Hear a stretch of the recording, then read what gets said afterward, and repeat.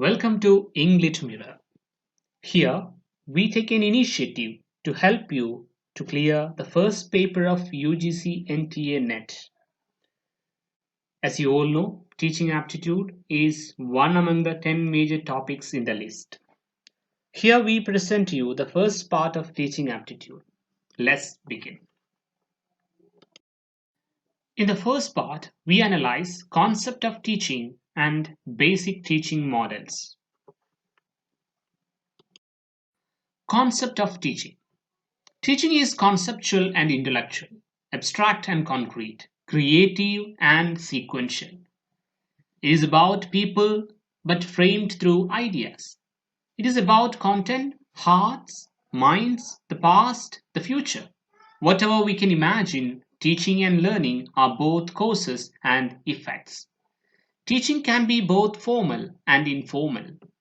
Informal teaching is carried out within the family or in community during initial years of life. It is also called homeschooling. On the other hand, formal teaching is carried out by paid professionals called editors, teachers, or faculty. Aristotle once said, teaching is the highest form of understanding.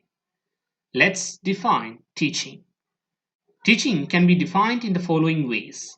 First one, teaching is the purposeful direction and management of the learning process. Secondly, teaching is a process of providing opportunities for students to produce relatively permanent change through engagement in experiences provided by the teachers. Thirdly, teaching is skillful application of knowledge, experience, and scientific principles with an objective to set up an environment to facilitate learning. Fourthly, teaching is a planned activity, and effective teaching depends on the following: how clearly the students understand what they are expected to learn. And the B is how accurately the learning can be measured. The fifth one is teaching is a process in which the learner, teacher, and other variables are organized in a systematic way to attain some predetermined goals. Sixth one is teaching is an activity that causes the child to learn and acquire the desired knowledge and skills and also the desired ways of living in the society. Now we can move on to basic teaching models. There is no basic model of teaching that augurs well for all the situations. Two contrasting models are discussed here. These models separately or in combination could be used for different courses. The first model is instructor-centered teaching. Instructor-centered teaching is a conventional approach.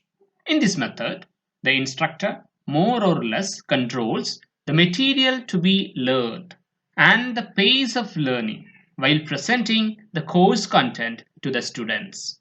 The purpose of this method of learning is to acquire and memorize new knowledge or learn new skills. Instructor-centered teaching can also be described as pedagogical approach. Pedagogy is the art and science of teaching. It determines how the teaching occurs, the approach to teaching and learning, the way the content is delivered, and what the students learn as a result of the process. In pedagogical approach, the learner is dependent upon the instructor for all learning, and the teacher assumes full responsibility for what is taught and how it is learned. The teacher or instructor evaluates the learning processes of the students. The second model is learner-centered teaching. In this model, the learner is mostly self-directed and is responsible for his or her own learning. The students learn best not only by receiving knowledge but also by interpreting it, that is, learning through discovery, and at the same time setting the pace of their own learning. In this method, the instructors facilitate the learning of participants and help them by offering opportunities to learn themselves and acquire new knowledge and develop new skills. This type of teaching is also referred to as andragogical approach. Self-evaluation is also the characteristic of this approach. Today, we have discussed two topics, the concept of learning and also basic teaching models. Hope it is clear. Thank you for watching this video.